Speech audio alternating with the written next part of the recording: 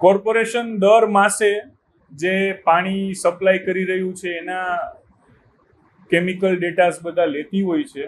મે મહિનાના ટોટલ ક્લોરીનના 8,214 ત્રણેય ઝોનના ભેગા થઈને ડેટા લીધા છે અને એમાં એક પણ ડેટા અનફિટ નથી. પછી બેક્ટેરિયાના ટોટલ આખા રાજકોટના ત્રણેય ઝોનના 230 ડેટા લીધા છે. એમાંથી 6 છે એ અનફિટ છે, એટલે કે બેક્ટેરિયાનું પ્રમાણ એમાં જોવા મળ્યું છે.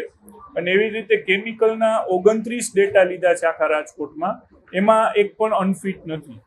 આ 6 જે અનફિટ છે એમાં વોર્ડ નંબર 7ના 2 છે, વોર્ડ નંબર 8ના 3 છે અને વોર્ડ નંબર 4નો 1 છે. આ 3 વોર્ડમાં જે ડેટા લીધા છે એમાં બેક્ટેરિયાનું પ્રમાણ જરૂર કરતાં વધારે જોવા મળ્યું છે અને એના ઉપર તાત્કાલિક કાર્યવાહી કરીને અત્યારે તો બધું નોર્મલાઇઝ થઈ ગયું છે, પરંતુ સઘન જે કંઈ એમાં પાણી મિક્સ થાય છે કે કેને લીધે થયું છે એનો રિપોર્ટ કોર્પોરેશનના જે સંબંધિત અધિકારી છે એની પાસે માંગ્યો છે અને એના આધારે એનાલિસિસ કરશું. રાજકોટ મ્યુનિસિપલ કોર્પોરેશન પોતે જ જાતે પોતાના પાણીની યોગ્યતા ચકાસવા માટે દર મહિને આ ડેટા લેતી હોય છે અને એની વેબસાઇટ ઉપર પણ મૂકતી હોય છે.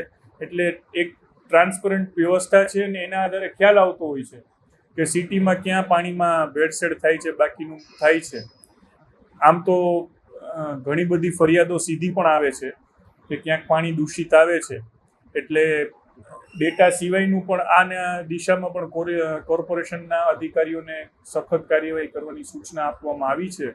અને ચોમાસા પહેલાં જ્યારે આટલું પ્રમાણ હોય તો ચોમાસા પછી દૂષિત પાણીનું કે મિક્સિંગ પાણીનું પ્રમાણ વધી શકે છે. એની તકેદારી માટે આ બધા વિષયોની ચર્ચા માટે આજે કમિશનરશ્રી સાથે મિટિંગ પણ કરવાના છે.